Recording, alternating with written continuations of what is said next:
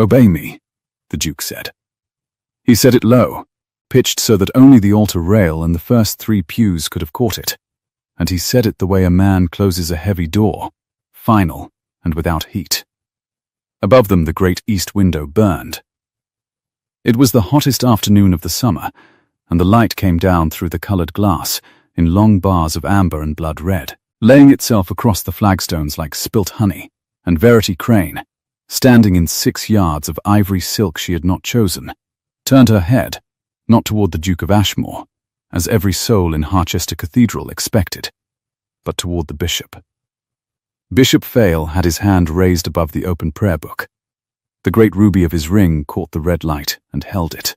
He was a beautiful man, the bishop, silver at the temples, a face carved for benediction, and he was smiling the smooth episcopal smile he wore for weddings and for funerals and for the collection of debts. He did not yet know that anything had gone wrong. "Miss Crane," he murmured, inclining toward her. "The response is, I will." The cathedral held 500 people, and none of them breathed. Verity could hear the small sounds the silence was made of, the creak of whalebone as a dowager leaned forward, the drip of wax from a candle onto brass, a wood pigeon somewhere in the roof beams, and, closer, the fast, shallow rhythm of her own pulse in her ears. The lilies banked along the chancel had begun to brown at the edges in the heat. Their scent was thick, funeral sweet, and it clung to the back of her throat. She looked at the bishop's raised hand. She looked at the ruby. "No," she said. "I don't think it is." The word carried. She had meant it to. She had spent 3 sleepless nights teaching herself to make her voice do exactly this, travel to the transept and back without shaking. And now it went out over the packed pews clear as a struck glass, and 500 people flinched as one. Beside her, the Duke turned his head. She felt it rather than saw it, the slow, deliberate movement of a man unused to being surprised in public, and determined not to show that he had been. He was younger than the rumors made him, and broader, his shoulders straining the black superfine of his coat, his jaw set like something quarried. She had met him precisely twice. She did not know the colour of his eyes. She knew only that 4 weeks ago a letter had arrived at the parsonage announcing that she was to be a duchess, and that her father had read it and put his hand over his mouth and gone to sit in the dark. "Miss Crane," the bishop's smile did not move, but something behind it did. "You are overwrought." "The heat. I am not overwrought, my lord bishop." She reached into the seam of her sleeve, where her maid had sewn a pocket that morning, weeping because Verity had asked her to, and had not said why. "I am perfectly cool. I have never in my life been cooler." Her fingers closed on the paper. It was warm from her own body, soft along its folds from 4 days of handling. "I should like," she said, "to read something aloud. Before I answer the Duke. It is a wedding after all. There ought to be a reading." The bishop's hand came down at last, and closed over the prayer book, and shut it. "This is not the place," he said. The mildness was still in his voice, but under it now ran a thread of iron, and Verity, who had grown up in the shadow of his authority, felt the old childhood instinct to lower her eyes and beg his pardon rise up in her like water. She let it rise. She let it reach her throat. Then she stepped past it, as one steps over a threshold. "It is the only place," she said. "Every family in the county is here. The magistrate is here. Good afternoon, Sir Roland. The newspapers have sent men. I saw them at the west door with their little books. You built me an audience, my lord. I confess I did not think, when you built it, that you built it for me." She unfolded the paper. "Miss Crane," the Duke's voice, low, at her shoulder. Not a command this time. Something else. A warning, perhaps, or she almost thought a question. "Whatever this is. You do not have to. I do, though," she said, without looking at him. "You of all men should want me to, though you don't yet know it." She lifted the letter into the red light. "This is written in the bishop's own hand," she said, "to the cathedral, to the 500, to the men at the west door with their little books. I know the hand because I have copied his sermons out fair since I was 11 years old. It is sealed with his own ring, that ring, my lord, the one you are turning on your finger at this moment. Shall I read the direction? It is addressed to a Mr. Halloway, of Gray's Inn. And it says, enough. The bishop's voice cracked out of him, and the mildness was gone, entirely gone, and what stood in the pulpit now was a frightened man in cloth of gold. Verger, verger, remove this woman. But the verger, a slow, honest countryman, had got only 3 steps up the chancel. And Verity read straight over him. Faster now, her voice climbing to fill the vaulting. The Ashmore matter proceeds, she read. The document is prepared and will pass for the original in any court in England. Once the girl is safely married to the Duke and under his authority, her testimony is worth nothing, and her father's living is secured. See that she is at the altar by August. After that she cannot be heard against us. The cathedral came apart. It did not roar. That was the strange thing she would remember afterward. It did not roar. It hissed, 500 indrawn breaths, and then a rushing whisper that ran back through the nave like wind through barley. Pew to pew. Name to name. Ashmore. Forged. The bishop. Forged. Did you hear? Forged. A woman near the font gave a thin cry.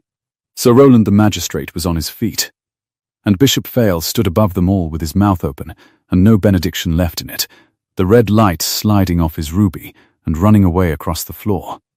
You will give me that letter. The bishop came around the altar. He moved fast for a heavy man, robes swinging, and up close his beautiful face had gone the grey of tallow. You will give it to me, you ungrateful child, or I will have your father turned out of Nethercombe by Michaelmas, and every door in this county shut in his face. Do you hear me? I made you. I raised your father up from nothing. You raised him because he was useful to you. Verity stepped back, and the letter went behind her, and she felt the altar rail against her spine, because a poor clergyman who owes you everything asks no questions. You forged a paper to strip this man. She flung out her free hand toward the Duke without looking at him, of what is his. And when I found the proof of it in your study, sorting your correspondence like the good obedient girl you trained, you did not destroy me. You could not, without questions. So you decided to bury me instead, in a marriage, under a husband's name and a husband's authority, where no court would ever let me speak. Give me the letter. I have 3 more like it. She had not. She had this one. But she said it with the flat certainty of a woman laying down a winning hand, and she watched the lie land in his face and take away the last of his colour. In safekeeping.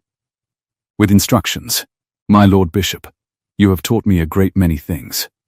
Chief among them, never to walk into a room without knowing the way out. His hand shot toward her. It was not a blow, a grab, a snatch at the paper. But it never landed, because the Duke of Ashmore had moved. She had not seen him move. One instant he stood a yard off, granite and still. The next his hand had closed around the bishop's wrist, and the bishop's arm stopped in the air as though it had struck a wall, and the Duke said, very quietly, in a voice that carried further than any shout, "You will not touch my wife." The word dropped into the silence and lay there. Verity turned her head and looked at him properly for the first time. His eyes, she discovered, were grey, a cold northern grey, and they were not on her at all. They were on the bishop, and in them was something she had not expected to find in the man who had said "obey me" to her not 4 minutes since. It was not gratitude. It was too large and too old for gratitude. It looked, to her, like a man who had been holding his breath for a very long time, and had just been told, without warning, that he might let it go. "We are not married," she said to him. "Lo, you needn't." I heard the letter, Miss Crane. He did not release the bishop's wrist. I heard all of it. I believe I understood it before you did. A muscle moved in his jaw, which is a thing I shall be ashamed of for some while. Sir Rowland reached the chancel steps then, red-faced and puffing, 3 constables behind him, and the whole cathedral surging up out of its pews at his back, like a tide coming off the sand. "My Lord Duke, Miss Crane, in the name of the Crown, I must ask." He stopped. He looked at the letter in Verity's hand, at the Bishop Grey, and struggling in the Duke's grip, at the broken seal. And being a slow man but not a stupid one, he arrived. "That paper. Is that the paper you read?" "It is, Sir Roland." Verity held it out to him, and was pleased to see that her hand at last betrayed nothing. "You will want to compare the hand against the bishop's register. And you will want the man Halloway of Gray's Inn, before he learns what has happened here and burns everything he owns. Now see here," the bishop began. "Take him below," said the magistrate, and 2 constables took the Bishop of Harchester by the arms, gold sleeves and all, and the sound the congregation made then was not a hiss, but a groan, deep and scandalized and delighted, the sound of the county witnessing the fall of a great house, and knowing it would have nothing else to talk of until Christmas. They led him down past the Browning lilies. At the chancel step he wrenched round, and his eyes found Verity, and for one moment the smooth episcopal mask was entirely gone, and what looked out at her was pure, patient hatred. "You have not thought this through, girl," he said, almost gently. "You have a letter, I have 30 years, and friends in every court and cloister in the kingdom. Do you imagine 1 sheet of paper unmakes me? I will be at large before the leaves turn. And then you will learn what it is to have ruined a man who never forgets." "I ruined you, my lord," Verity said, "because you left me no door but this one. Remember that too." They took him out through the south transept into the white glare of the afternoon, and the great door boomed shut behind him, and the noise of 500 people rushed in to fill the space where he had been. After that it was all confusion. She stood at the center of it and let it break over her, the magistrate demanding statements, a clergyman fanning a fainting lady with his surplice, the men from the newspapers writing so fast their elbows knocked, her father somewhere far back near the font with both hands pressed to his face, and above and around it all the heat, the terrible pressing heat, and the smell of scorched lilies and hot stone, and 500 bodies in their wedding best. Verity found she could not entirely feel her own feet. She had planned every word. She had not planned for after.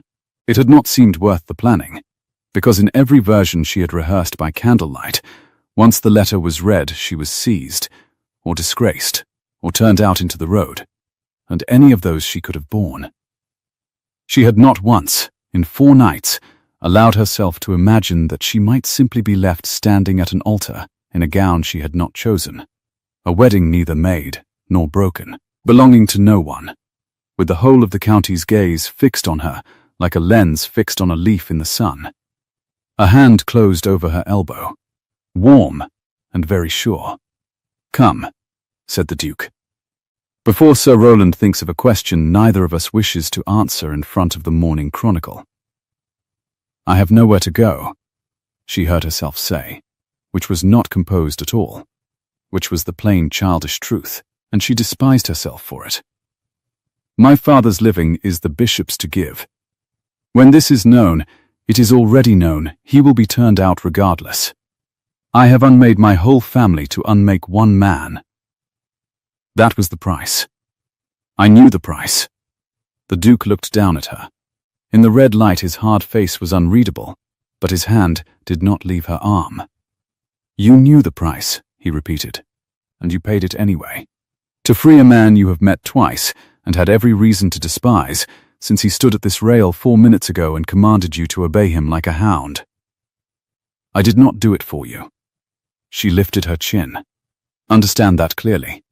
I did it because he made my father his creature, and would have made me the same, and I would rather be ruined upright than comfortable on my knees." Something crossed his face, quick, there and gone. Under other circumstances she might almost have named it the beginning of a smile. "No," he agreed. "I don't suppose you did it for me." His grip tightened, gentle and immovable, turning her toward the vestry door and away from the pressing crowd. Which is precisely why I find I cannot, in conscience, let you walk out of here to be turned into the road. Whatever we are to each other, Miss Crane, and God knows it is nothing the prayer book has a page for, I owe you a debt I have not the first notion how to pay. So you will come with me. Now, and we will discover together what is to be done with two people whom a bishop tried to bury in the same grave and failed. The vestry was small and cool and smelled of dust and old vestments, and the beeswax the vergers rubbed into the presses. When the heavy door shut behind them, the roar of the nave dropped to a sea sound, muffled, far away. Verity put out a hand and steadied herself against the edge of a table, and for the first time since dawn allowed her shoulders to come down from about her ears. The Duke crossed to the single high window and stood with his back to her, looking out at nothing, his hands clasped behind him. In the grey light from the clear glass, he looked less like granite and more like a man, tired and younger than his title, and holding himself very carefully, the way one holds a cup filled past its brim. "Ask me," she said, "what you want to ask. I want to ask a great many things." He did not turn. "I will confine myself to one. How long have you known that the document against my title was forged, that the bishop meant to marry you to me to silence you?" "Since April." She heard him go still. "I found the letter in April, sorting his correspondence, as I told you. I did not know what the Ashmore matter was, only that it was wicked, and that it turned on a paper made to pass for a true one. I did not know it was you until the announcement came to the parsonage in June, with your name on it, and mine, and the wedding already arranged with my father's consent that no one had troubled to ask me for." A dry sound came out of her that was not a laugh. "I have had 2 months, my lord, to sit in my father's parlour and watch him thank God for my great good fortune, and know that my good fortune was a coffin, and say nothing, and plan." Now he turned. "2 months," he said slowly, "knowing you would stand up in front of the entire county and burn your own life to the ground on the appointed day. And in 2 months you told no one. Not your father. Not a friend. No one. There was no one it would not have endangered to tell." She met his eyes. "You learn, in a bishop's household, exactly how far a secret travels, and exactly who it drowns on the way. I told no one, because I loved them. Is that answer enough?" He was quiet for a long moment. Outside, faintly, someone was ringing the cathedral bells. Whether in celebration or alarm or simple confusion, no one below could have said. But the great bronze notes came down through the stone and shivered in the floor under Verity's thin wedding slippers, and she found she was trembling. Finally, all over. Now that there was no one left to see it, but this stranger she had freed. "My name is Gabriel," the Duke said. She blinked. "I know your name, my lord. It was on the announcement, beside my own. You said it as though it were a stranger's. I am telling you it as though it were not." He came away from the window and stopped at a careful distance and looked down at her with those cold grey eyes that were not, she was beginning to understand, cold at all, only very tightly held. "You have given me my inheritance back, and my name, and thrown your own to the wolves to do it, and asked me for nothing. I have known you the length of one ruined wedding. But I find, Miss Crane, that I am not willing to be a man who lets the person who saved him be turned into the road for the saving of him. You cannot marry me now," she said it flatly, before the small treacherous hope in her chest could get its feet under it. "Whatever debt you feel. The whole county has just watched me stop a wedding and destroy a bishop from your own altar. There is no ceremony in England that would not be a scandal now." "No," he agreed. "There is not." Something shifted in his face, that same quick thing, gone before she could hold it. "Which is a great pity, because I begin to suspect you would be a considerably more interesting duchess than any of the meek ones my mother has been parading before me since Easter." He inclined his head, gravely, formally, as though they stood in a ballroom, and not a dusty vestry with a bishop being marched to the cells 40 feet away. "But there is more than one way to keep a promise, and I have a house full of lawyers who are about to have a very great deal to do. Come, your father first. Then, London.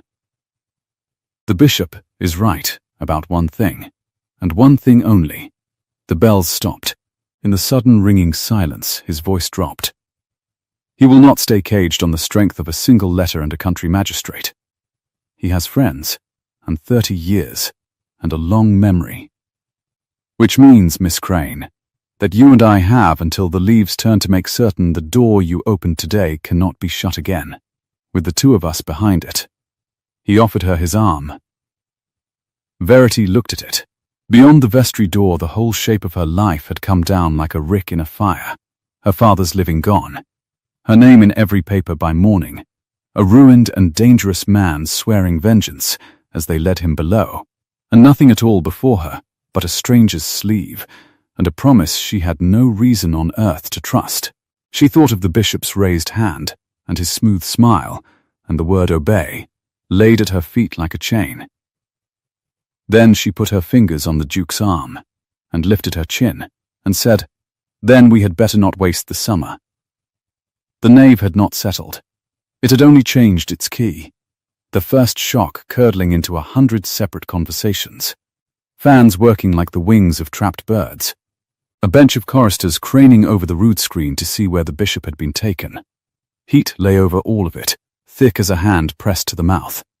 Verity kept her fingers on the Duke's sleeve and let him carve a path down the south aisle, and the crowd fell back from them the way water falls back from a prow, staring, whispering. One stout matron actually rising to bob a curtsy out of sheer confusion before her husband hauled her down again. Her father was where she had last seen him, in the shadow of the great font, both hands still at his face. He was a small man, made smaller by the day, his best black coat gone grey at the seams, and when he lowered his hands and saw her coming toward him on the arm of the Duke of Ashmore, something in his face broke open that she would have given a great deal not to have seen. "Verity," his voice was a thread. "Child, what have you done?" "What I had to, Papa." She left the Duke's arm and took her father's cold hands in both of hers, there in front of the font where he had christened half the parish. "You will hear all of it." "Not here. You read his letters aloud." He said it as though the words were in a foreign tongue, and he was translating them one at a time. "Bishop Fail, you stood at the altar and you—" His eyes went past her to the Duke, and the old deference rose in them so fast and so helplessly that Verity felt her chest tighten. "My lord." "My lord, I did not know. I swear before God I did not know what she—" "The match was an honor. He told me it was an honor." "I know it, sir." Gabriel's voice came low, and even over her shoulder. "I have known your daughter the length of an afternoon, and I already know that she tells no one what will cost them to carry. She kept you clean of it. You will do her the kindness of believing that was mercy, and not deceit." Her father's mouth worked. Somewhere behind them a man from the newspapers had got close enough to hear, and Verity caught the scratch of his pencil, quick and greedy against his little book, and she turned her head and looked at him until he flushed and stepped back into the press. "The living is gone, Papa," she said quietly. "Nethercombe was his gift, and he will strip it from us before the week is out, or his friends will, on his behalf. I knew that when I sewed the pocket in my sleeve. I chose it. You did not choose it, and that is the part I cannot mend, and I will spend a long time being sorry for it. But I will not be sorry," I stopped him. "You have thrown yourself away." A tear ran the length of the deep line beside his nose. "For a stranger's title." "No." She heard her own voice go flat and certain, the voice she had built in the dark. "For you. Because he made you a man who thanks God for his own daughter's burial and calls it fortune. I would rather have no roof than watch him do that to you for one more Sunday." The old man had no answer to that. He bent his head, and his shoulders shook, and Verity held his hands and let the cathedral roar around them. It was the Duke who moved them at last. "Sir," he said, "there is a carriage at the north porch that the crowd has not yet found.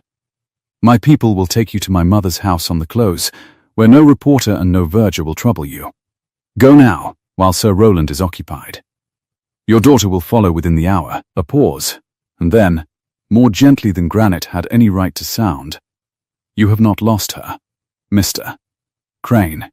Whatever you have lost today, it is not that. Her father looked up at him, and then at her, and let one of the Duke's footmen draw him away toward the smaller door, and Verity watched him go with the strange floating lightness of a woman who has just cut the last rope, and felt the ground drop away beneath her all at once. The carriage the Duke found for the two of them was blessedly dim, the blinds drawn against the glare, and when the door shut, the noise of the close reduced itself to the ring of hooves on hot cobbles and the far confused clangour of the bells, which had started up again. Verity sat with her back very straight against the squabs and looked at her hands in her lap. 6 yards of ivory silk pooled around her, absurd in the little box of shadow, already creased and grey along the hem from the cathedral floor. She had not chosen the gown. She thought that if she never wore ivory again in her life, it would be too soon. "You are shaking," said the Duke. "I am aware of it. It will pass." She pressed her palms flat against her knees to still them. "Where are we going?" "To my mother." He was watching her from the opposite seat, one gloved hand resting on the head of his cane, his grey eyes gone thoughtful in the half-dark. "The Dowager Duchess of Ashmore. She keeps a house on the close for the assizes in the summer, and your father is being carried there as we speak. So you have no choice in the matter unless you would abandon him to a duchess he has never met. You might have warned me before you gave him away to her." "I might. I chose not to, on the theory that you would refuse, and that you have done quite enough refusing in one afternoon to be going on with." Something moved at the corner of his hard mouth. "My mother will either have you flung from the house before you have got your bonnet off, or she will adopt you outright by supper. She has never in 58 years managed to learn a third response to anything. I find it restful, myself. One is never in doubt." A sound came out of Verity that she had not sanctioned. Half a breath, half a laugh, startled out of her before she could shut the door on it. She pressed her lips together at once, appalled to have laughed on such a day, and found the Duke watching the place where the laugh had been with an expression of grave, quiet interest, as though he had set a snare and something rare had walked into it. "You needn't look so pleased with yourself," she said. "I am not aware of looking pleased. I have been told my face does not do it." He turned his head to the blind and lifted one edge of it a half-inch with his cane and let it fall. "But I will confess to a certain curiosity as to which it will be. My money is on adoption. You have exactly the quality she prizes above all others and possesses none of. You frighten people, and you do it without raising your voice." The Dowager's house was tall and cool and white, set behind iron railings that threw bars of shadow across a scorched little lawn, and the moment the door opened, Verity understood that the Duke had lost his wager.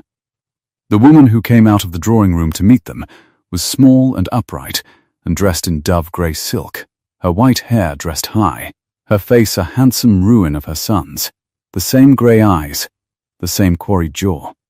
All of it turned to frost. She looked at Verity's creased ivory gown and her bare head and the ink smudge of the cathedral on her hem, and she did not offer her hand. "So," said the Dowager Duchess, "this is the parson's daughter, who has made my son's ruin the talk of 5 counties. His ruin, madam, was made by a bishop."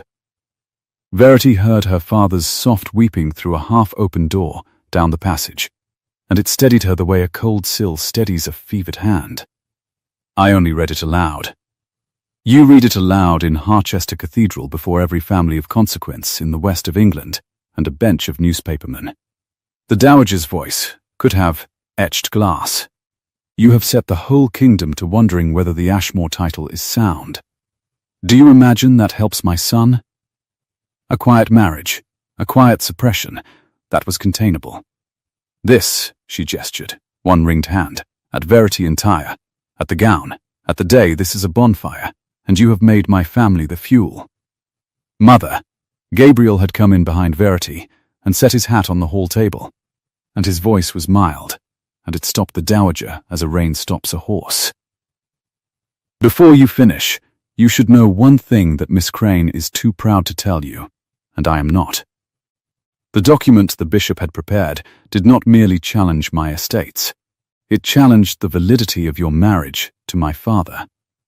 It named you, in a court paper meant to pass for true, as a woman who was never lawfully a duchess at all. The frost on the old woman's face did not crack, but her hand found the back of a chair and closed on it, and the great sapphire on her finger trembled once against the wood before she stilled it. "Say that again," she said. "You heard me." Gabriel's grey gaze was steady on his mother.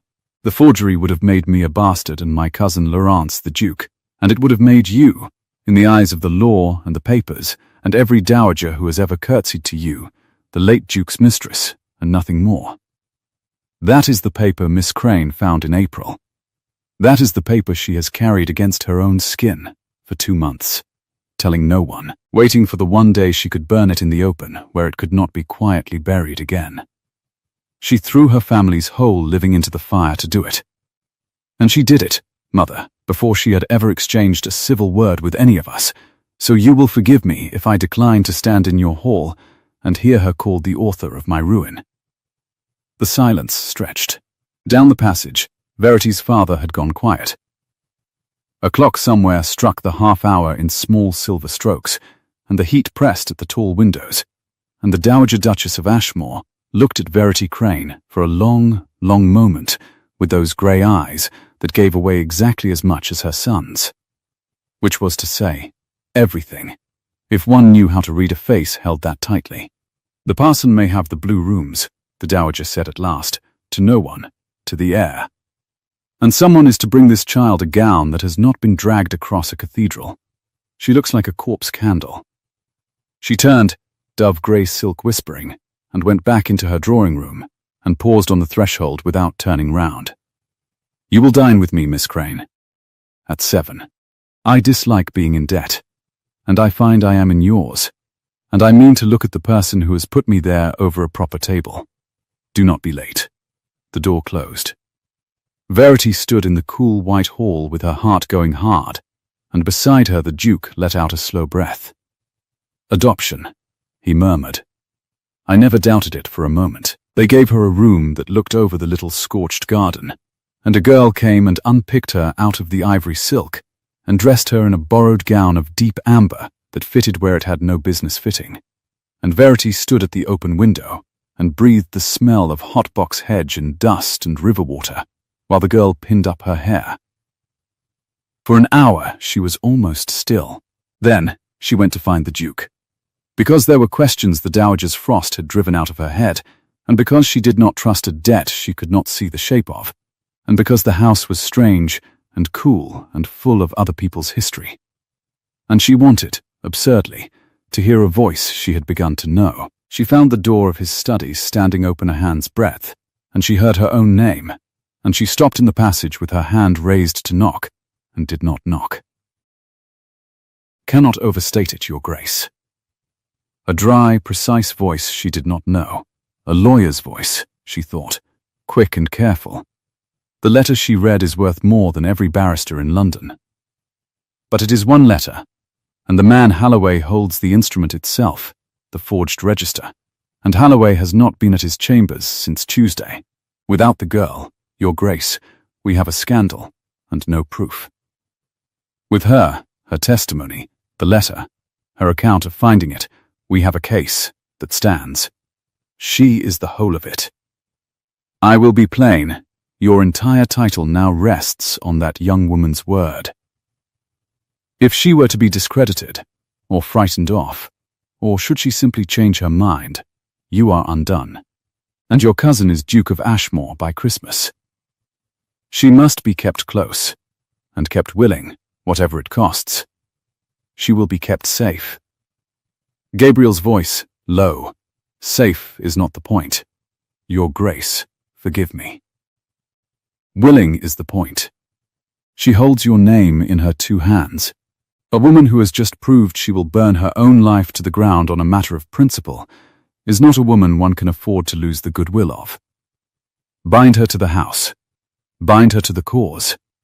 However it must be done. Verity stood very still in the cool passage, with the borrowed amber silk against her skin, and something went cold and small in her chest, and set, like wax. She holds your name in her 2 hands. Bind her to the house. However it must be done. She had heard a version of this before. She had heard it in a bishop's study in April, in that same reasonable, careful voice men used when they were arranging a woman. Once the girl is safely married and under his authority, her testimony is worth nothing. It was the same arithmetic, only the direction had reversed. The bishop had needed her silent, and so had meant to bury her under a husband's name. The duke needed her speaking, and so meant to keep her, bound to the house, kept willing. However it must be done. She had not been rescued from being useful. She had merely been found useful by the other side. She stepped back from the door before her shadow could fall across it. She did not let herself feel the thing that wanted to be felt. The small, foolish warmth that had crept in on a carriage seat when a hard-faced man had laughed at her laughing. She folded it up and put it away with the ivory gown, in the place where she kept things she had been fool enough to want. She was still standing in the passage, composing her face, when the front bell rang below, a long, insolent, unhurried peal, and a footman crossed the hall, and a voice came up the stairwell that she had never heard and disliked at once. A smooth young voice, warm as poured cream and about as nourishing. Ashmore, or ought I to say, not quite Ashmore yet. I do hope I'm not intruding on the wake. I came the moment I heard.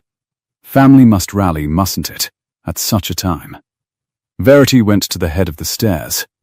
The man handing his hat to the footman below was young and golden and beautiful, in a way that made her think, absurdly, of the lilies browning on the chancel, a beauty with the rot already in it, if one knew to look. He was fair where Gabriel was dark, easy where Gabriel was still, and he was smiling up at the Duke, who had come out of his study and stood at the foot of the stairs with his hand very quiet on the newel post. "Lawrence," said Gabriel, "you made excellent time. Harchester is 3 hours from town by the fastest chaise, and the news is not yet 4 hours old. One would almost think you had been waiting for it. I was in the neighborhood." Lawrence Ashmore's smile did not waver. "Fortunate, isn't it? I confess I'm all astonishment. Such a scene, cousin, and at your own wedding.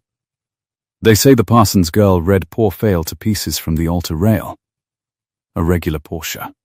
His pale eyes rose, unhurried, and found Verity at the top of the stairs, and moved down the amber silk and back up to her face with an appraisal so cool and so complete that she felt it like a draught. "And there she is. How do you do? You have no notion, Miss Crane, what a very great deal of trouble you have made for a very great many people. I mean it as the sincerest compliment. Most women content themselves with breaking hearts. I broke a forgery, Mr. Ashmore." Verity came down the stairs slowly, one hand on the cool banister, and did not take her eyes from him. "Hearts I leave to those with the leisure for them. Oh, I like her." Lawrence turned back to Gabriel, delighted. "You must present me properly, cousin, since we are to be so much in one another's company these next months. The courts are so dreadfully slow in summer." He drew off his gloves finger by finger. "You will contest it, of course. The register. Poor Fail's little document, and I shall defend my interest, as any man would, for it is my interest now, cousin, whatever that letter says. A bishop's forged paper is one thing, but a paper is only ink. What a court will want is proof of what is true, and the register that proves your dear parents were ever wed at all sits in a diocesan strongroom that answered, until this afternoon, to the Bishop of Harchester, who is presently, I hear, taking the air in a cell." He looked up, bright, cruel, charming, awkward. "That, the one man who could produce the true record, is the one man with every reason on earth to say it was never true. And you have made quite certain he will never do you a kindness again." The hall had gone very quiet. Verity heard the clock, and the far river, and the small dry sound of Lawrence Ashmore folding his gloves into his palm. "Get out of my mother's house," said Gabriel. "In a moment." Lawrence's gaze slid back to Verity, and lingered, and there was something behind the charm now that had not troubled to hide itself. "I only wished to make my cousin's acquaintance. And to say, Miss Crane, how very much I look forward to hearing you give your evidence. You read so beautifully. Though I wonder." He tilted his golden head. "You spoke, at the altar, of 3 more letters. In safekeeping. With instructions. My friends heard it. Fale's friends heard it. Everyone heard it." He smiled, and drew on his hat, and settled it. "I do hope for your sake that they exist, because a great many people are going to come looking for them. And it would go so very hard for you, wouldn't it, if it turned out there was only ever the one?" He bowed to her, beautifully, and to his cousin not at all, and went out into the white glare of the evening, and the door swung shut behind him, and the boom of it ran up through the cool house, and shivered in the floor beneath Verity's borrowed slippers exactly as the great door of the cathedral had shivered that afternoon. She stood on the bottom stair with her hand still on the banister, and her one letter, her single, solitary, entirely unaccompanied letter, folded against her skin beneath the amber silk. And understood, with the cold clean clarity she had taught herself in the dark, that the lie she had told to bring a bishop down was now the loosest thread in the whole ruined tapestry, and that a beautiful man with poured cream in his voice had just promised, smiling, to pull it. Gabriel turned to her from the door. Whatever he saw in her face made him take a step toward her, one hand lifting. "Miss Crane, do not," she said, "call me willing." And she watched the words strike him, and did not stay to see where they landed. She got as far as the turn of the stair before his tread came after her, not hurried, never hurried, but longer than her own, so that he stood 2 steps below her, and their eyes were almost level, and there was nowhere on the narrow landing to go that was not toward him, or past him. "You heard Sedgwick," Gabriel said. It was not a question, and she gave it none of the courtesy of one. She kept her hand on the cool mahogany rail, and looked at the place where the evening light came slantwise through the tall window, and lay in a hot gold bar across the runner. "I heard your man of business explain to you that I am worth more than every barrister in London," she said. "I heard him tell you to bind me to the house and keep me willing however it must be done, and I heard you say I would be kept safe, as though a thing kept is not already owned." I said safe. He said willing. They are not the same word, and I did not agree to his. You did not disagree with it either. A muscle moved in his jaw. Below them a door opened and shut, and a maid crossed the hall with a ewer, and he waited until she had gone before he spoke, and when he did his voice had dropped to the register that carried without rising. "Miss Crane, this afternoon a man in cloth of gold tried to fold you into a marriage so that no court in England would ever hear your voice. 4 hours later my lawyer sat in my study and told me, in effect, to do the same thing by softer means, to make you comfortable enough, and grateful enough, and hemmed enough, that you would never think to leave. I have known that man since I was breeched. And when he finished, I told him to get out." He paused. "I did not tell you, because you had gone white to the lips, and I did not think you would believe me. I see I was right." "You were right," she agreed. The amber silk was warm against her arms. Someone had scented the closet it hung in with lavender, and the smell rose off her own shoulders and sickened her faintly. Another woman's perfume on a borrowed skin. "Do you know why I do not believe you, my lord? Not because I think you a liar.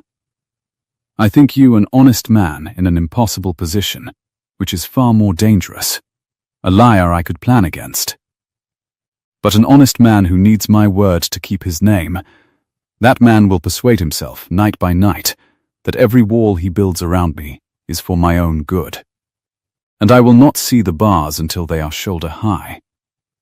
He was silent. Out beyond the railings, a wood pigeon started up its slow summer complaint, over and over, and the heat pressed at the glass, and Verity found that her heart was going hard, and that she had, somewhere in the last minute, begun to want him to have an answer she could not refute. He did not give her one. "No," he said at last, very low. "I cannot promise you I will not come to need you too much. I would be lying, and you would hear it. I can only tell you that I know the shape of the cage, because a bishop just tried to build it, and that a man who knows the shape of a thing is at least able to refuse to build it. It is thin comfort. It is all I have that is honest." He stepped back down onto the stair below, giving her the landing, giving her the way past. "Dinner is at 7. My mother does not forgive lateness, and she has decided to be in your debt, which she finds even less forgivable. I should not keep her waiting on both counts." He went down. Verity stood alone on the landing with the gold bar of light crawling slowly up the wall as the sun dropped, and pressed her palm flat against the front of the amber gown, where a single folded paper lay warm against her ribs, and did not let herself feel the thing his honesty had loosened. She went first to the blue rooms. Her father was sitting in the window of them with a Bible open on his knee that he was not reading, and the westering light had turned the whole chamber the color of a bruise going yellow, and when she came in he looked up, and his face did a small terrible thing. It hoped, and then remembered, and stopped hoping, all in the space of a breath. "They have been very kind," he said. "The Duke's people. There was tea. I did not think I should be able to swallow it." He closed the Bible over his thumb. "Verity, I have been sitting here trying to be angry with you, because a father ought to be, and I cannot manage it. Every time I reach for the anger, I find only the letter. His hand. His seal. The words see that she is at the altar by August." His voice frayed. "He dandled you on his knee when you were small. He gave me nether comb with his own 2 hands, and I wept with gratitude in front of the whole parish. And all the while he was measuring you for a don't." She crossed and knelt by his chair, and took the cold hand off the black cover, chafing it between her own the way she had chafed it through 100 winter evenings. The floor was hard through the thin silk at her knees. "Say nothing you will be ashamed to have said in a house not your own. We are watched here, Papa, kindly, but watched. Remember it in every room." He looked down at her, and something of the old clergyman came back into him, the man who had married and buried half a county and knew grief in all its weathers.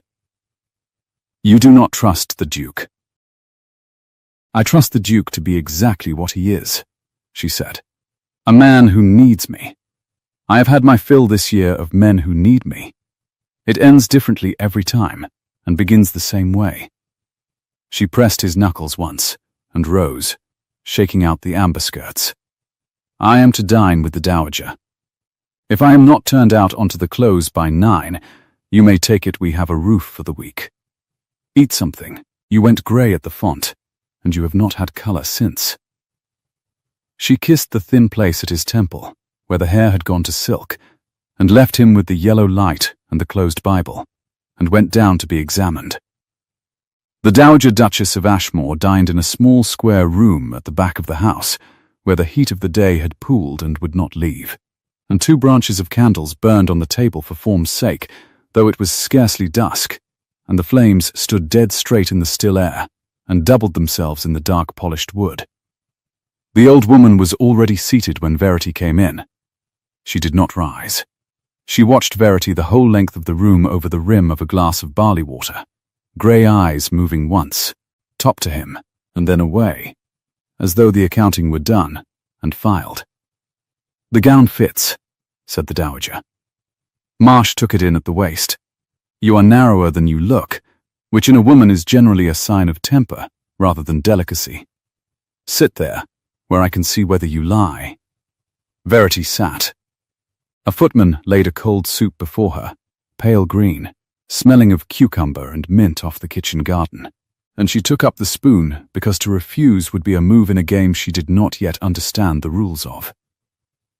"My son tells me," the Dowager began, "that the paper this afternoon named my marriage a fiction, and myself I believe the courtly word is convenience." A spoon touched porcelain, precise as a clock's tick. 58 years, Miss Crane. I came to this family a bride of 19, and I have buried a duke and reared another, and I have curtsied to 3 queens, and a man I once gave alms to at my own door has set his seal to a paper that would make a harlot of me before the whole kingdom. So you will understand that when my son brought a parson's daughter under my roof and called her the author of my ruin, I was disposed to see you gone before the soup. And now, madam, now I have read the letter Gabriel had copied out for me. The old eyes came up, and I find that you did not ruin me. You are the only living soul who has troubled to prevent it. I am not accustomed to gratitude, Miss Crane. It sits in me like a stone I cannot pass. But I pay my debts, and I will pay this one, and the first coin of it is the truth, which no one else in this house will give you plain because they all want something from you. She set down her spoon. Do you know why the bishop meant you for my son and not for the cells? To silence me. Verity kept her voice level. A wife cannot be heard against. A wife cannot be heard at all. The dowager's ringed hand closed on the stem of her glass. For or against? That is the whole cruelty of it, child, and I do not think you have grasped it yet, and Sedgwick is too much the lawyer to have said it kindly. The law of England will not let a wife bear witness in her husband's cause. Not for him. Not against him. A married woman has no separate voice the courts will hear. She let it fall into the still hot air and sit there. You are the whole of my son's case. The letter is nothing without the woman who found it to swear how and where. And the instant you are any man's wife, his, another's, it makes no matter. You are struck dumb in every court in the kingdom.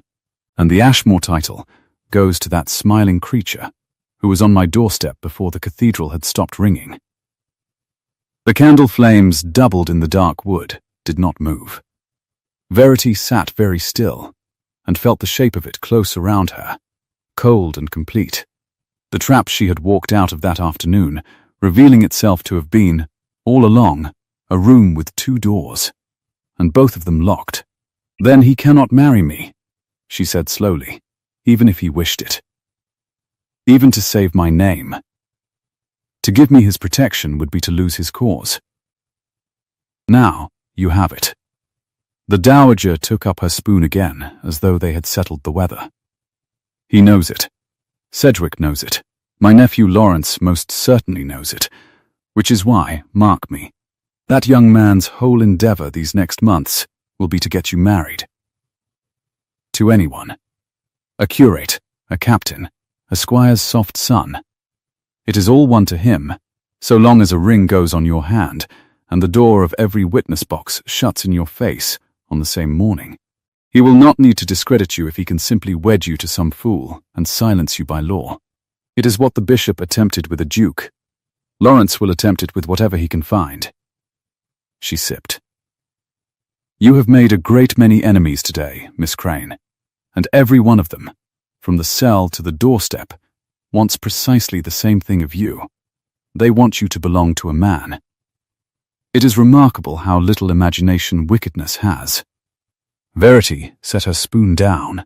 The soup had gone from cold to merely cool, and the mint of it had turned cloying, and beyond the shut window the box hedges of the little garden gave up the last of the day's heat in a green resinous breath she could smell even through the glass. And you, madam, what do you want of me? For a moment the old face did not answer. The dowager's hand had gone, without her seeming to know it, to the great sapphire on her finger, and her thumb moved slowly across the cold blue stone. Once, and again, the gesture of a woman turning something she has carried a long time, and her eyes had gone past Verity to the 2 straight candle flames, and some year a great deal further off. I want to be a duchess when I go to my grave, she said quietly, and not a footnote in a lawyer's brief. I want the name I have carried 58 years to be mine in the register, as it has been mine in the world. That is what I want, and you are the only creature under heaven who can secure it for me. And I find I do not much like owing my whole history to a girl who was sewing pockets into her sleeve while I slept. She blinked, and the year came back to the present, and the frost came down over the face again, like a shutter. Eat. You will need your strength. Tomorrow the county will have printed what you did, and the world will begin to arrive at this door, and not one soul in it will care what becomes of you once your usefulness is spent. Except, God help me, an old woman who dislikes debts. Eat. Miss Crane. Verity ate. She had not been an hour in her own room after. Long enough for the girl Marsh to take down her hair and comb the day's dust out of it. Long enough for the first true dark to come down over the close, and the Swifts to stop their screaming round the cathedral tower, when she heard the horse. It came fast up the cobbles, faster than any decent hour warranted, and pulled up hard below with a clatter and a blowing, and there was the jangle of the bell and a man's voice in the hall raised and urgent. And then Gabriel's, low, cut off. Verity was at her door with a shawl over the borrowed nightgown before she had decided to move. Down the well of the stair the candlelight jumped and steadied. She went down in her stocking feet, silent as she had learned to be in a house where being heard was dangerous, and stopped in the turn of the stair where the shadow was, and looked down into the hall.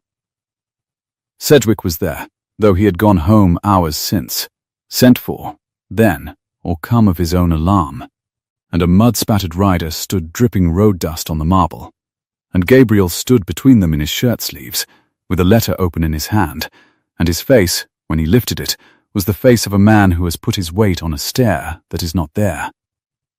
"Say it again," Gabriel said, plainly, to Sedgwick. The strong room was opened this evening by the magistrate's order, Your Grace. The rider's voice cracked with the road. Sir Rowland himself, 2 constables, the sub-dean. They went for the marriage register, the true one, the parish copy of your late father's marriage. That would put the whole matter beyond doubt. Your Grace.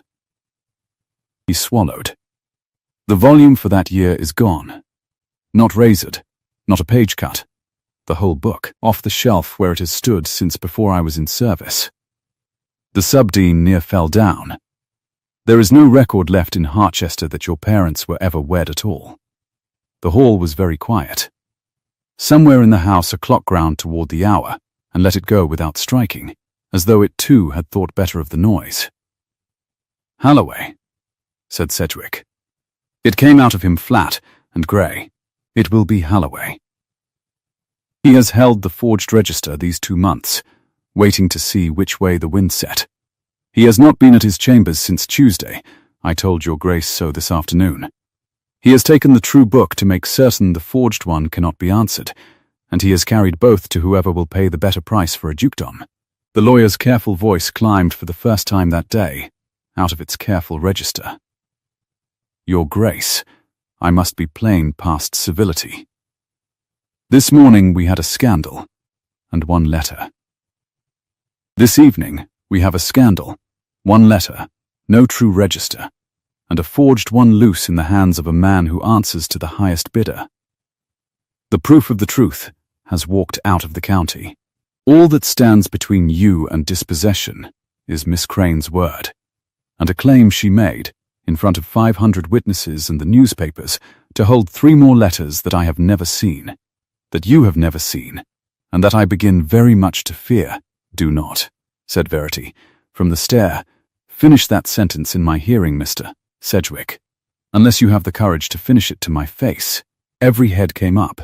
She came down the last of the stairs into the candlelight in her stocking feet and her borrowed nightgown and the shawl, with her unpinned hair down her back like a girl's. And she did not care, because there was a cold, clean thing in her chest now that had burned all the shame out of her hours since, in a cathedral, with a bishop's raised hand above her head. Miss Crane. Gabriel had gone still. You should not be. I should be exactly here. She stopped at the foot of the stair. The marble was cold as a churchyard slab through her stockings, and it steadied her, as cold things did. You were going to say, Mr. Sedgwick, that you fear there are no other letters, that I stood up in Harchester Cathedral and bluffed a bishop with a hand I did not hold. Say it. It is nothing I have not known since the words left my mouth. The lawyer's throat worked. He was too honest a man, in the end, to lie to her, and too frightened to spare her. "Are there, Miss Crane?" he said. "3 more letters. In safekeeping. With instructions. Upon my honor and your father's living, I must know the truth of it tonight, for I cannot build a case upon a bluff." Verity looked at Gabriel. She had meant to hold the lie a while longer, to keep it as she had kept it all afternoon, the one card face down that had brought a great house to ruin. But she was tired past cleverness, and the true register was gone into the dark with a man who sold dukedoms, and there was a young golden creature somewhere out in the summer night who had promised, smiling, that a great many people would come looking for letters that did not exist. "There is one letter," she said. "The one I read. It has always been the one letter. I told the cathedral there were 3 because a woman with 1 letter is a nuisance to be swept up, and a woman with 3 and instructions is a danger to be bargained with, and I needed, for one afternoon, to be a danger." She lifted her chin. "I bought my safety at the altar with a lie, Mr. Sedgwick, exactly as the bishop meant to buy his with a wedding. The difference is that mine bought a bishop's fall, and cost only my own credit. I do not repent it. But I will not stand here and let you learn it from my enemies, so you have it from me. In this hall, tonight." The silence that followed had a weight to it. Sedgwick had put his hand to the newel post as though he needed it. And Gabriel was looking at her with an expression she could not read at all in the jumping light, and it was worse than anger, far worse, because she thought for one lurching moment that it might be something on the other side of it altogether. "So," said Sedgwick softly, "to no one. 1 letter, and the whole county told there are 4. Your Grace." He drew a long breath and gathered his coat about him. "By morning, Lawrence Ashmore will have set every clerk and blackleg he can hire to finding the other 3, and when he cannot find them, because they are not to be found, he will stand up in open court and prove Miss Crane a liar out of her own mouth, before the very witnesses who heard her make the claim. A woman who has been shown to invent one thing under oath is believed in nothing. He will not need the register at all. He will only need to make the county doubt her, and she has, forgive me, handed him the instrument to do it." He looked at her, and there was no cruelty in it. Only a lawyer's ruin. "You have been very brave, Miss Crane, and very clever, and you have cut the branch you are sitting on."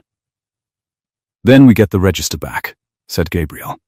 "From Halloway, Your Grace, who has vanished, who may be at sea by Thursday, from wherever he has gone to ground." Gabriel's voice did not rise, and it silenced the lawyer more surely than a shout. He crossed the hall and stood before Verity, close, and took the letter, the one letter, the true and only one, gently out of the air between them where neither of them had known her hand had lifted it.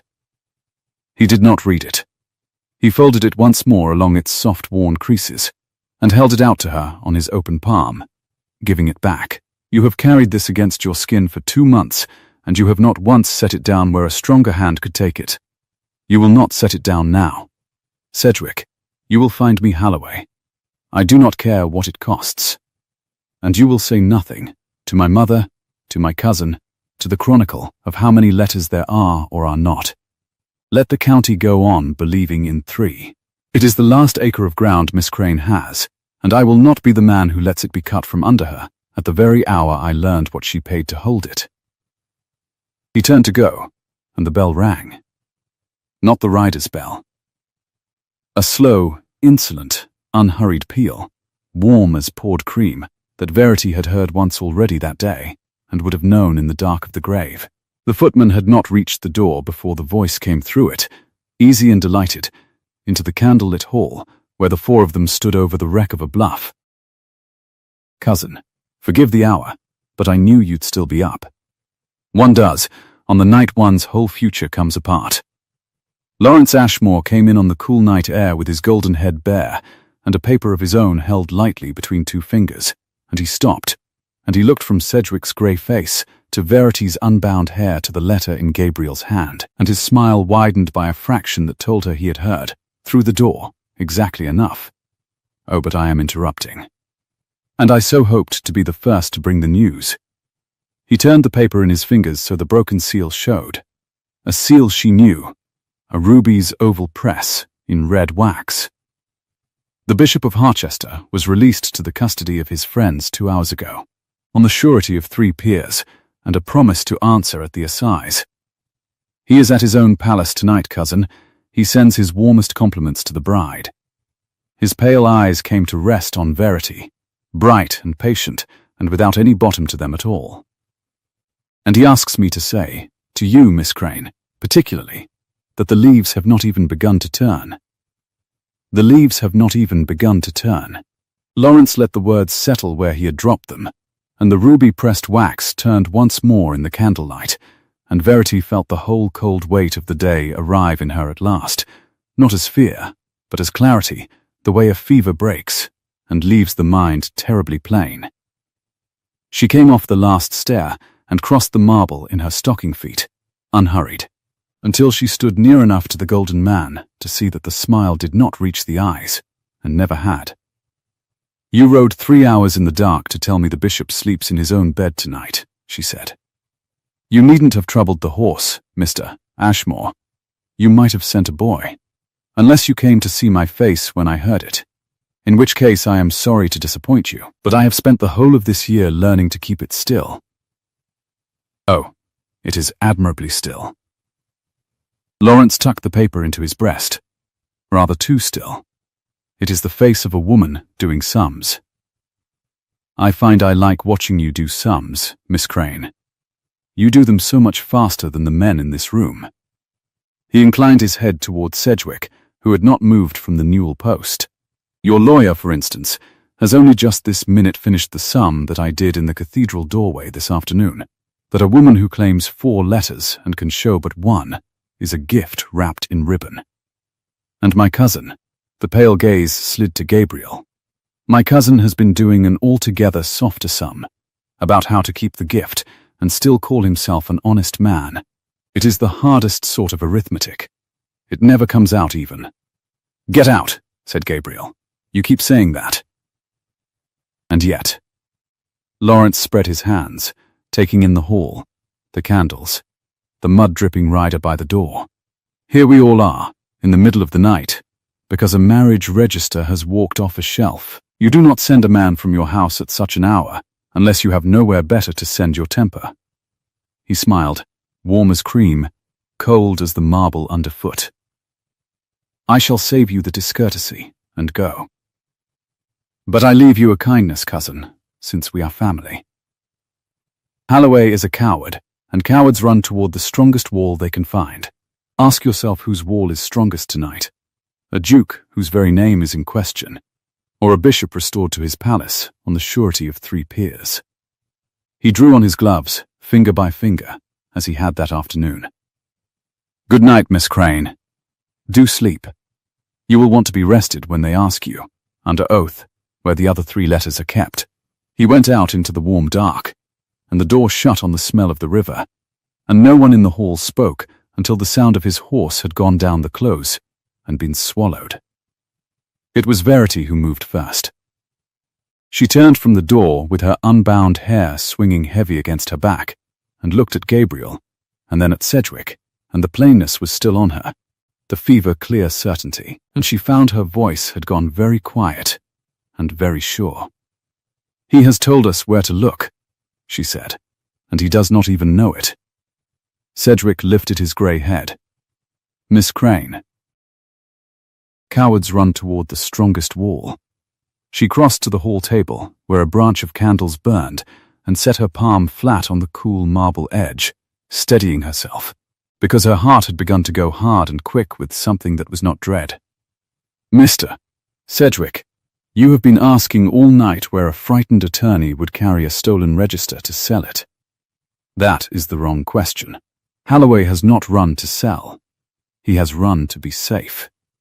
And the safest place in this county tonight, for a man who has done the bishop's dirtiest work, is behind the bishop's own door, where no magistrate will search, because the bishop is out on the surety of 3 peers, and untouchable until the assize. She looked up. The register is at the palace, and so, by morning, if he is not there already, is Halloway. "You cannot know that," said Sedgwick. "I know Halloway." She said it flatly. "I have never met the man in my life, and I know him better than his own mother, because I have copied out every letter that passed between him and the bishop for 6 years. Fair, in my best hand, at that same desk where I found the forgery. I know that he writes to fail as a dog writes to its master. I know he has no nerve, he begs, in his letters, for reassurance, for money, for the bishop's protection, 3 times in a page. A man like that does not take a dukedom to market. He takes it to the one person who has ever kept him safe, and he holds it out with both hands, and he says, 'Look what I have brought you. Now shelter me.'" She drew a breath. "He is at the palace. And the bishop, if he has any sense, will put the true register in the fire before the assize can call for it. Because a forged register cannot be answered so long as the honest one is ash." The silence in the hall had changed its texture. Sedgwick was staring at her the way a man stares at a lock that has just turned under a key he did not think fit. Gabriel had not moved at all, but the stillness in him had gone taut, alive, the stillness of a held bowstring. "If you are right," Gabriel said slowly, "then every hour we wait is the hour he chooses to burn it." "I am right." Verity lifted her chin. "The question is not whether.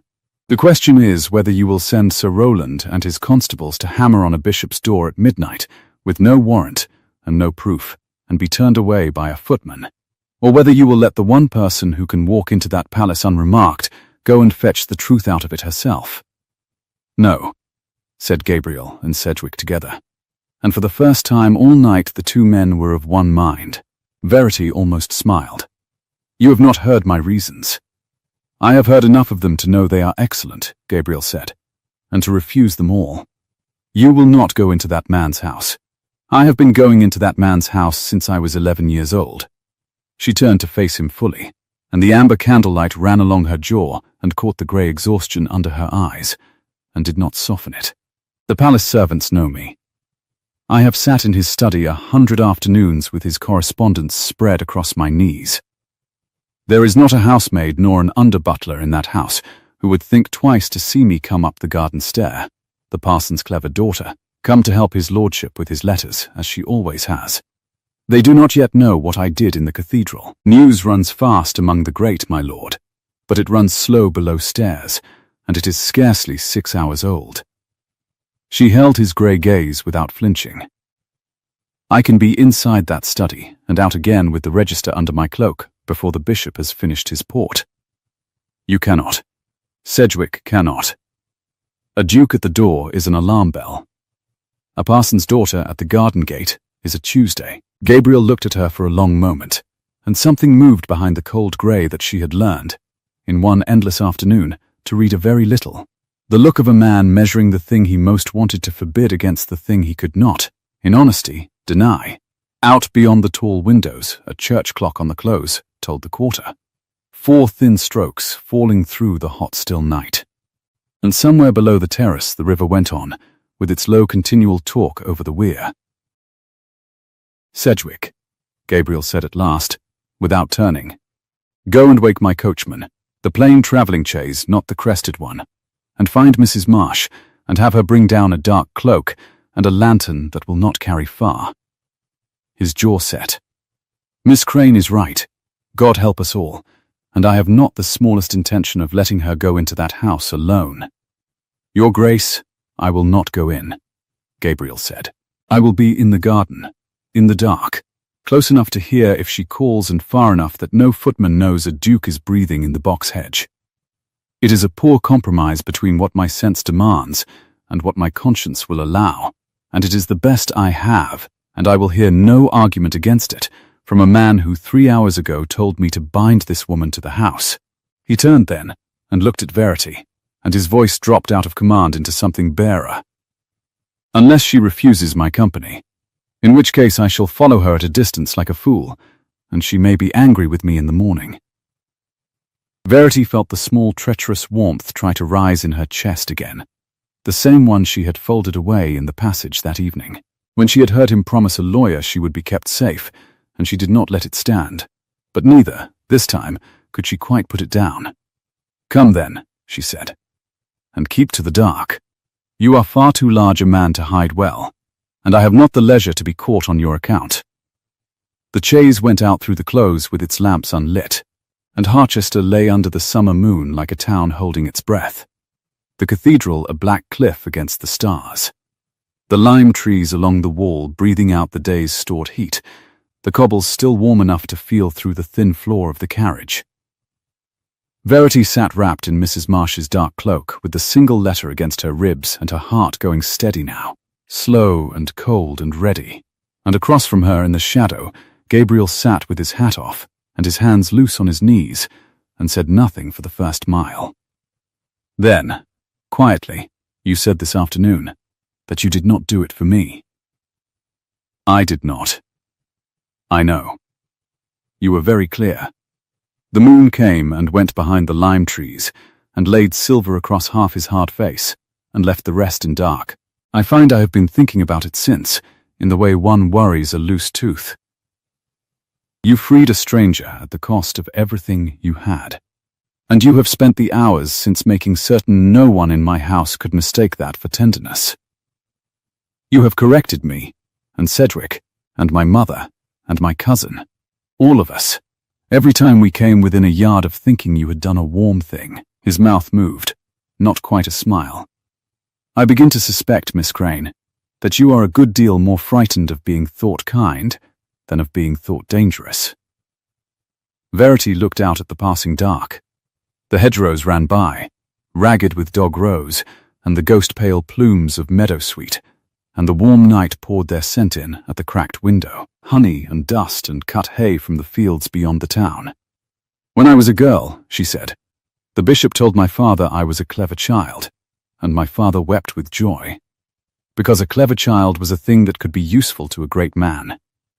That was the day I learned what happens to a girl who is found useful. She is spent." She drew the cloak closer. "I have been useful to a bishop, and I am now useful to a duke. And both of you arrived at me by way of the same word, willing, and I would rather you thought me a danger than a treasure, my lord, because a danger is let go when the trouble passes, and a treasure is locked in a case and kept." The chaise slowed. Ahead, through the trees, the pale bulk of the bishop's palace showed among its walled gardens, one high window lit, gold behind the glass. "There is the port," said Verity, and reached for the door. Gabriel's hand closed over her wrist, not gripping, only there, warm and certain in the dark. Verity, it was the first time he had used her name and not her title, and it stopped her more surely than any grip. "Whatever you carry out of that house, or if you carry nothing, you come back to this hedge, and you get into this carriage. You do not stay to be clever. You do not stay to win. If the thing goes wrong, you leave it, and you come to me. Say that you will." She looked down at his hand on her wrist, and then up at the shadow of his face, and the cold, clean readiness in her wavered for one moment, one dangerous moment, and she let it. "I will come back to the hedge," she said. "I will not promise you the rest. I am not made for leaving things half won. You had better learn that of me tonight, if you mean to go on knowing me at all." She slipped his hand and was gone into the dark before he could answer, a shadow among the moon-grey box hedges, her stocking feet soundless on the gravel of a path she had walked 100 times by daylight. The garden door under the study window had never in 6 years been bolted before the household went to bed. It gave under her hand with the same small familiar complaint of hinge it had always given, and she stepped into the back passage of the bishop's palace on a breath of cold stone and beeswax and the faint mutton tallow smell of the servants' hall, and stood a moment, letting her eyes take the dark. A single rushlight guttered in a bracket by the still room. From somewhere above came the muffled tread of a footman and the chime of glass on a tray, the port, going up. She waited until the tread had gone, and then she went up the narrow back stair she had climbed since childhood.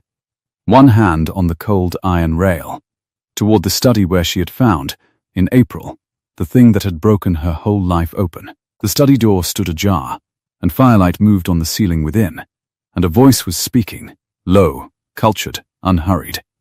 The voice that had told her at the altar to give me that letter, and Verity stopped in the dark of the passage with her hand at her breast, and understood that the bishop was not at his port at all.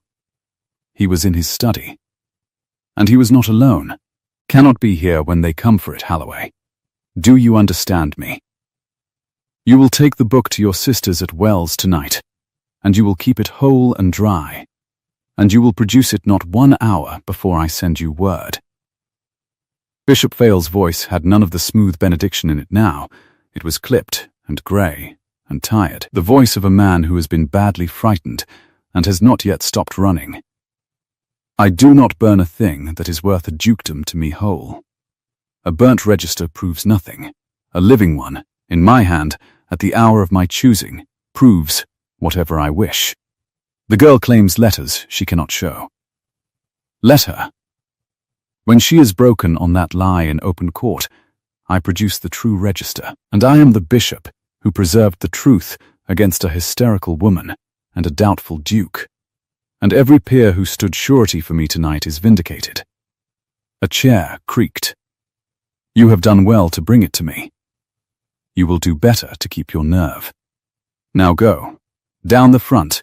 The servants are all above. Verity pressed herself into the black recess beside the study door, where a great press of vestments stood, and drew the dark cloak over her pale hands, and did not breathe. Through the crack of the hinge, she could see a slice of the room, the fire, and the corner of the bishop's great desk, and on the desk, square and brown and ordinary, a bound volume with a strap of faded green ribbon round it, the parish register, the true one, the whole marriage of a duke to a girl of 19 written plain inside it, in some long-dead curate's hand. And she understood, with the cold plain clarity that had carried her through the cathedral, that the bishop had just told her everything, that he would not burn it, that he meant to keep it whole to spring at the assize, that it must go tonight to Wells in the hands of a frightened man, and that it was, at this moment, lying unguarded on a desk not 4 yards from where she stood, while its keeper's back was to the door. She heard Holloway rise, she heard the bishop cross to the fire, and she made, in the space of one held breath, the decision she had been making all her life, to walk into the room and not out of it. She did not go for the book. She went for the bell-pull. It hung by the door, a thick tasselled rope she had rung 100 times to summon tea, and she stepped out of the dark and took it in both hands and hauled on it with all her weight. Once, twice, 3 great jangling pulls that rang down through the sleeping house like an alarm of the last day. And in the same motion, she swept up the ribboned register off the desk and put the whole width of the great table between herself and the 2 men who spun round to face her. Miss Crane. The bishop went white, then red, the firelight sliding up his ruined, beautiful face. You, in my house. You have just told me where the truth lives, my lord. And you told it to the loudest room in the palace, because I have wrung every servant in it out of their beds. Verity held the book to her chest with both arms and back toward the door, her voice pitched to carry, as it had carried in the cathedral. In a moment this study will be full of footmen and grooms and your own housekeeper, and they will all of them see the Bishop of Harchester and his attorney standing over an empty desk, and they will hear you say, before witnesses, that you have kept whole the register you swore this evening was stolen. Shall I wait for them, or shall you let me walk out that door and spare yourself the sight of your own household watching you lunge at a girl a second time in one day? Give it here. Holloway started round the desk, a soft grey, terrified man, his hands out. Give it. Ring again, Miss Crane, said a voice from the passage behind her, low and even and absolutely without haste, if you have a hand free. Gabriel filled the study doorway. He had come up through the dark garden and the servants' stare on the sound of the bell, hatless, in his shirt sleeves. And he did not raise his voice or his hand. He simply stood, broad and still and terrible in the small firelit room, and put himself between Verity and the two men, and the whole balance of the night tipped over on the instant. "You will not touch her," Gabriel said, in the exact words he had used at the altar. "I have said it once today. I had hoped not to need it twice." The house was waking around them. Doors banged above. A candle bobbed at the head of the front stair. The housekeeper's voice, sharp with sleep and alarm, called down the well of the hall. Bishop Fail looked at the Duke in his own study, and at the girl holding the register that was worth his whole future, and at the servants' lights coming down toward the sound of the bell he could not now unring. And Verity watched the smooth episcopal mask try, for the last time, to reassemble itself over the grey ruin beneath, and fail. "You have nothing," he said, low and vicious, backing toward the fire. "A book proves a marriage. It does not prove your legitimacy, boy, nor your mother's virtue, nor that this creature did not carry that volume in under her own cloak to plant it. It is her word again. Always her word. And her word is worth nothing, because she has already stood up before 500 souls and lied about letters that do not exist. They do not," said Verity. The room went still. "There is one letter, my lord, and I read it to the county this afternoon, and there were never any others. You may say so at the assize. I shall say so first." She took a step forward, into the firelight, the register still clasped to her breast. "I lied at the altar, because a woman with one letter is a thing to be swept aside, and I needed, for 1 hour, to be a thing that could not be. I have never pretended otherwise to myself, and now I do not pretend it to you. But it does not signify any longer whether I am believed. Do you see it yet? It was only ever my word that mattered while the truth was hidden. Now the truth is in my 2 hands, in your own hand's copy. In a book your own housekeeper is about to see me carry out of your own study. My word is worth nothing now, my lord, and that is the greatest gift you have ever given me, because a woman whose word does not matter is a woman no man on earth need marry to silence." She turned, and the housekeeper stood in the doorway in her nightcap with a candle, and behind her 2 footmen, and behind them the frightened faces of a house discovering what its master was, and Verity walked out through the middle of them, with the true register held against her heart and the Duke of Ashmore at her back, and no one, in all that palace, put out a hand to stop her. They did not speak in the chaise until Harchester was a mile behind, and the first grey of the summer dawn had begun to thin the dark over the eastern fields. Verity sat with the register in her lap, the faded green ribbon under her fingers, and felt the great slow tremor come up through her at last now that there was nothing left to hold, and did not try to stop it. Across from her Gabriel watched her tremble in the growing light, and let her do it, and said nothing, which she found she was grateful for past any words. It was he who broke it, and gently. "You could have gone for the book, and out the garden door in silence. No one need have seen you. Why the bell? Why ring the whole house down on your own head because a book carried out in silence is a book stolen," she said, "and could be sworn to be a forgery in its turn. I did not need the register only. I needed a house full of the bishop's own servants to see me take it from the bishop's own desk with the bishop standing over it, so that no court on earth could ever again say it was I who did the forging." She drew a breath that shook. "I told you, my lord, I never walk into a room without knowing the way out. Tonight the way out was through the middle, in the light, with witnesses. It always is, in the end. It is the only way out no one can shut behind you." Gabriel looked at her across the swaying carriage in the grey dawn, and whatever was in his face then was not cold at all, and had given up trying to appear so. "Marry me," he said. The word fell into the little box of the chaise and lay there, and Verity felt the whole night stop around it. "You cannot mean that." Her voice had gone thin. She heard it and hated it. "You know that you cannot. A wife cannot bear witness for her husband. Your mother told me the whole of it over the soup, my lord. She was kinder to me than you are being now. The instant I am your wife, I am struck dumb in every court in the kingdom. And your title, my title, no longer rests on your voice." He leaned forward, and the grey light caught the hard planes of his face, and his eyes were very steady on hers. "It rests on that book in your lap. The register proves the marriage. The marriage proves my legitimacy. My legitimacy needs no witness at all. Only a volume of parish records that a housekeeper and 2 footmen and an attorney watched you carry lawfully out of the man who stole it. You have done the very thing tonight that frees you, Verity. You have made your own word unnecessary.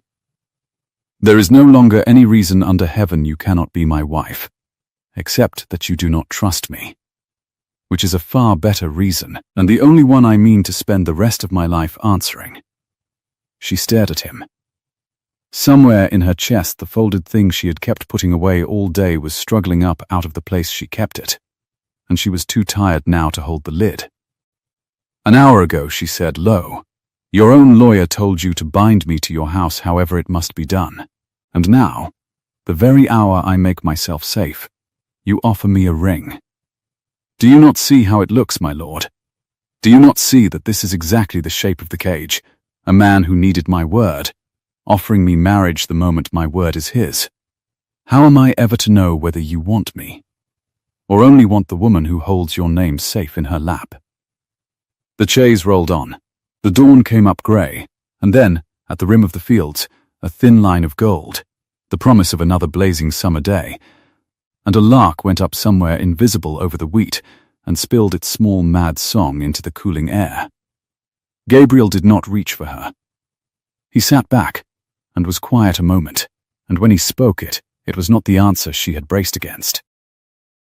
"You are right that you cannot know it," he said. "Not from anything I say. Words are cheap, and I have a great many, and you have learnt this year to mistrust exactly the men who have them. So I shall not argue." He looked out at the goldening fields. "Sedgwick will file the register with the assize this morning. By noon my title is beyond any court's question, and I no longer need you at all. Do you hear me, Verity? I want you to hear it plainly. By noon there is nothing you can give me, and nothing you can take away. Your father I have already settled a competence upon for his life, out of my own purse, this afternoon, before I knew what the register would show. Whatever the bishop does to the living, he shall want for nothing while I live. It is done, and it does not depend upon your answer. And I will show you the deed. You are free. Your father is safe. You may take the coach to any corner of England you please, and never see an Ashmore again." He turned back to her, and there was something in his face she had seen once before, at the altar, when the letter was read and he had looked like a man told he might breathe. "And I shall spend every one of those days hoping you come back to the hedge," he said. "Because I did not offer you a ring at the hour you became useful, Verity, I offered it at the hour you became free, the first hour I could offer it and be certain it was not a cage. I waited on purpose. I have wanted to say it since you turned your head from me at the altar and looked at the bishop instead, since the very moment you refused to obey me, which no living soul has ever done, and which I find I cannot now imagine living the rest of my life without." His voice roughened. "Marry me because you choose it, or do not marry me at all. But do not tell me I want your word. I have your word this morning, whether I wed you or no. It is the woman I am asking for. It always was. The lark had come down. The gold at the field's edge had spread, and the first heat of the day breathed in at the carriage window. Box and dog rose and warm dust, and Verity sat with the register heavy in her lap and her heart going hard, and looked at the man who had waited, on purpose, until he could not profit by her, to tell her he loved her. She thought of the bishop's raised hand. She thought of "Obey me," laid at her feet like a chain. And she thought of a hand closing over her wrist in the dark, and a voice saying, "You come back to this hedge," not because she was worth a dukedom, but because she was worth losing sleep over. "Say the deed for my father is real," she said, and her voice was not steady, and she let it not be. "Say I may see it this morning. You may hold it before you break your fast." And say, she had to stop, and begin again, say that if I marry you, and the courts strike me dumb forever, and I never speak a word in law again all my life, you will still bring the great matters home, and lay them out on the table, and ask me what I think. Because I have been a clever child kept for her uses, my lord, and I would rather be a plain wife who is asked than a duchess who is kept, and if you cannot promise me the asking, then keep your ring. Something broke open in the hard face at last, all the way, and it was not a smile, but it was the country a smile comes from. I will bring you everything, Gabriel said. I will bore you senseless with drainage and tithes, and my mother's feuds, and every tedious acre of it. And I will ask you what you think before I ask any man. And when you tell me I am a fool, I will believe you. Because you have been right about every single thing since the moment you opened your mouth in that cathedral, and unmade my whole life to save it. He held out his hand, open, across the swaying carriage, the way he had held out her own letter to her the night before, giving, not taking. Come back to the hedge, Verity. Choose it. I have done everything I know how to do to make certain you can. And Verity Crane, who had turned her head at the altar and refused the word laid at her feet, reached across the little box of dawn-grey light and put her hand in his, and chose. The register went to the assize that morning, and by the time the leaves along the close had truly begun to turn, later than the bishop had promised, for it was a long hot summer and autumn came slow, the whole matter had been decided in every court that mattered, and in the far more merciless court of the county's dinner tables. The book proved what it proved. The Duke of Ashmore was the Duke of Ashmore beyond the reach of any smiling cousin, and Lawrence Ashmore was seen no more in the west of England, having found, it was said, urgent reasons to admire the scenery of the continent. Halloway told everything he knew in exchange for his own skin, and what he knew was a great deal, and the Bishop of Harchester answered for the whole of it at the assize, and was stripped of his see, and sent to answer further in London, and the great ruby ring was never seen on that hand again. Verity heard the last of it in October, in the morning room of the house on the close, from the Dowager Duchess of Ashmore, who read the account aloud from the Morning Chronicle over her barley water with an air of profound satisfaction, and did not once pretend she was not enjoying it. Reduced from every dignity of his office, the old woman finished, and set the paper down, and looked at Verity across the small square room, where the autumn light came in clear and thin and gold. There, he is a footnote now, and I am a duchess to my grave, in the register, and in the world. And I have you to thank for it, which I do, once, and shall not repeat. So mark it. She lifted her glass a quarter-inch. You did tremble the night you carried that book out of his study. Gabriel told me. I was glad to hear it. I had begun to fear you were made entirely of granite, like my son, and two granite people in one house is a quarry, not a marriage. I trembled the whole way home, madam. Verity took up her own cup, tea, this time, and hot, the steam rising, sweet, with the last of the garden's mint. I am told it is permitted, in a duchess, provided she does it only in front of the family. Something almost warm crossed the old ruin of a face. You will do, said the dowager, which is the highest thing I have said to anyone in 20 years. Now go and find my son. He has been standing in the garden this half hour pretending to look at the asters, which he cannot tell from a cabbage, because he is waiting for you, and is too proud to come in and say so. She was married to him quietly in the little church at Nethercombe in the last week of October, by her own father, in a gown that she had chosen, not ivory, a deep warm amber, the color of the borrowed dress she had worn the night she learned to trust him, which she had told no one, and he had noticed at once. There was no cathedral. There were no 500. There were her father with his color come back and his voice steady over the words, and the dowager upright in the front pew in dove-grey silk, and a scatter of the parish who had known Verity since she was a clever child, and had decided, in the way of villages, to be fiercely proud of her, rather than scandalized, now that the scandal had turned out to belong to a bishop, and not to them.